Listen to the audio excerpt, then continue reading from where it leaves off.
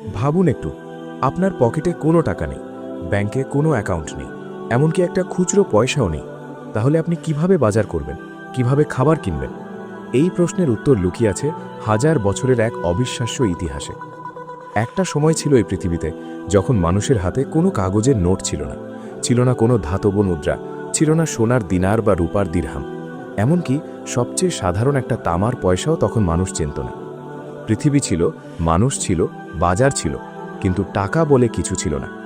এখন নিশ্চয়ই আপনার মনে প্রশ্ন জাগছে, তাহলে সেই মানুষগুলো কিভাবে বেঁচে থাকত, কিভাবে কেনাকাটা করত, কিভাবে একজনের প্রয়োজন আরেকজন মেটাত?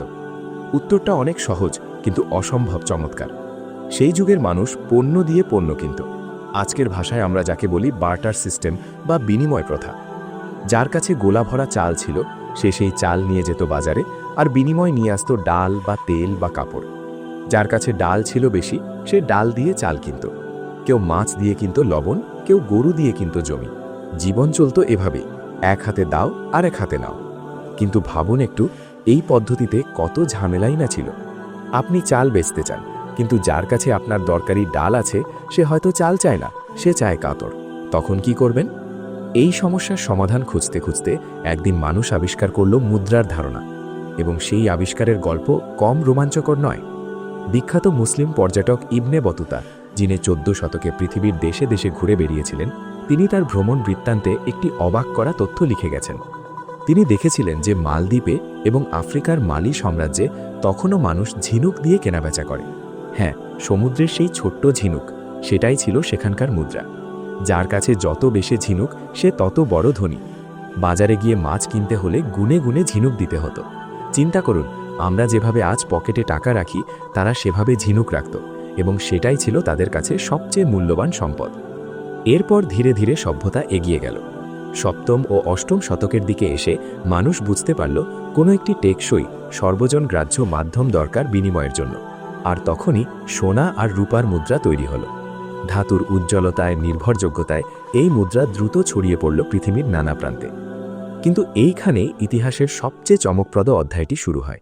আপনি কি জানেন, আজ আমরা যে টাকায় নেতার ছবি দেখি, রাষ্ট্রপ্রধানের মুখ দেখি, এই রীতিটা প্রথম কে শুরু করেছিলেন? অনেকে হয়তো ভাববেন ইউরোপের কোনো রাজা বা রোমান সম্রাট, কিন্তু না, ইতিহাস বলে অন্য কথা। সেই সময় বাইজেন্টাইন সাম্রাজ্য নতুন মুদ্রা চালু করেছিল, যা মুসলিম বিশ্বেও ছড়িয়ে পড়ছিল। এই চ্যালেঞ্জের মুখে উমাইয়া খলিফা আব্দুল মালিক ইবনে মারওয়ান সিদ্ধান্ত নিলেন নিজস্ব মুদ্রা তৈরি করার, এবং তিনিই প্রথম তার নিজের ছবি সংবলিত মুদ্রা প্রচলন করলেন। মুসলিম বিশ্বে এটা ছিল সম্পূর্ণ নতুন একটা পদক্ষেপ। কিন্তু গল্পটা এখানেই শেষ নয়, বরং এখানেই গল্পটা সবচেয়ে সুন্দর হয়ে ওঠে। 697 সালে, মাত্র কয়েক বছরের মধ্যেই খলিফা আব্দুল মালিক নিজেই সিদ্ধান্ত বদলালেন।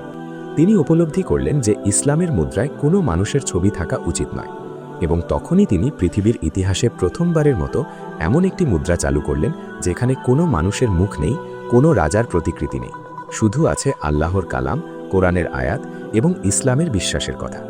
সেই মুদ্রাই হলো ইতিহাসের প্রথম খাঁটি ইসলামী মুদ্রা, যা শুধু একটি অর্থনৈতিক মাধ্যম ছিল না, ছিল একটি বিশ্বাসের ঘোষণা।